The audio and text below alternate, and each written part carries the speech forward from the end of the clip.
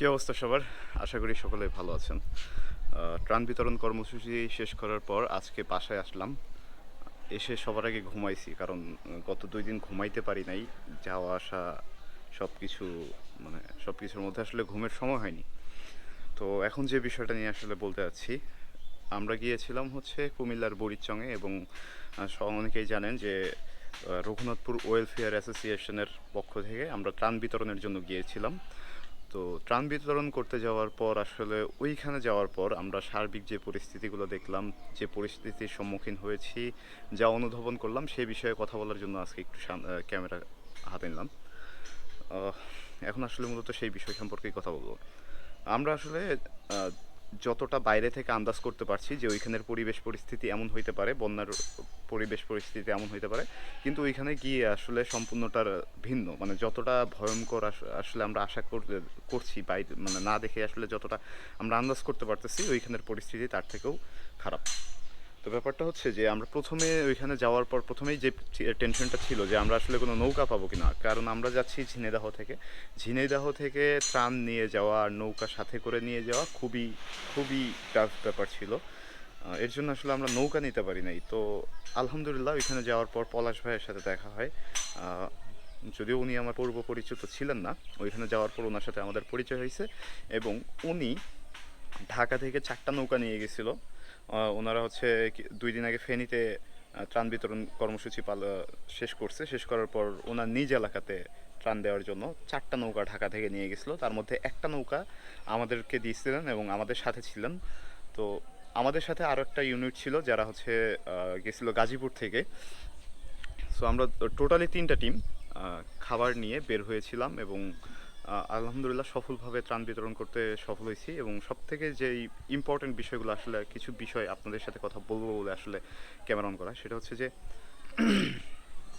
আমরা ওইখানে যাওয়ার পর নৌকা পাওয়ার পর আমাদের জন্য কাজটা আরও সহজ হয়ে গিয়েছিল, কারণ আমরা আমাদের দ্বারা যতদূর সম্ভব হয়েছে আমরা একদম গভীরে গেছি। অনেকেই ত্রাণ দেওয়ার উদ্দেশ্যে আসছে কিন্তু আসলে ত্রাণ বিতরণ করতে পারতেছে না, ওই জায়গায় যে নৌকা পাচ্ছে না। তো ওরা যেটা করতেছে ওইখানে রেখেই ওইগুলো চলে আসতেছে, অথবা দেখা যাচ্ছে যে অন্য কারোর হাতে এগুলো দিয়ে দিচ্ছে, এরকম হচ্ছে।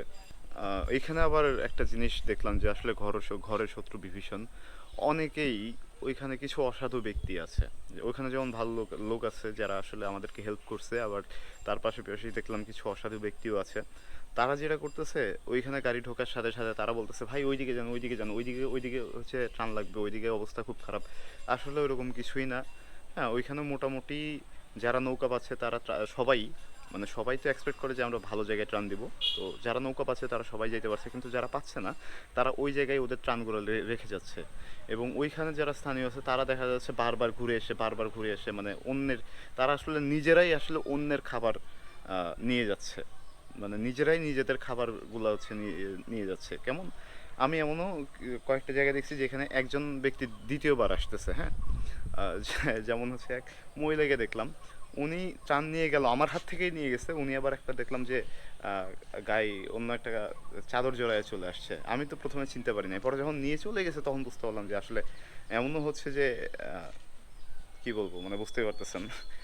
তো চেষ্টা করবেন ভেতরের দিকে যাওয়ার জন্য, আর পর্যাপ্ত পরিমাণের খাবার নিয়ে যাওয়ার জন্য চেষ্টা করবেন। আমাদের কাছে খুবই খারাপ লাগতেছিল যখন আমরা ব্যাক চলে আসছিলাম, অনেকেই ডাকছিল। কিন্তু ভালো ব্যাপার যে হচ্ছে এখন পর্যন্ত লোক যাচ্ছে, অনেক লোক যাচ্ছে। আর গতকালকে যখন আমরা হচ্ছে ঢাকাতে ঢুকলাম, কাঁচপুর থেকে হচ্ছে আমরা চট্টগ্রাম রোডে উঠলাম, তখন দেখলাম যে মানে শত শত গাড়ি, এটা যেন মানে একটা ট্রুপস, মানে অনেক মানুষ, অনেক মানুষ, মানে এক্সপেক্টও করি নাই যতগুলো গাড়ি যাচ্ছে। মানে 10টা গাড়ি যদি আমাদের ক্রস করে চলে যাচ্ছে, তার মধ্যে 8টা গাড়ি হচ্ছে ট্রামের গাড়ি। এবং প্রচুর পরিমাণ মানুষ যাচ্ছে তাদেরকে হেল্প করার জন্য, যে এটা থেকে আসলে খুবই ভালো লাগছিল।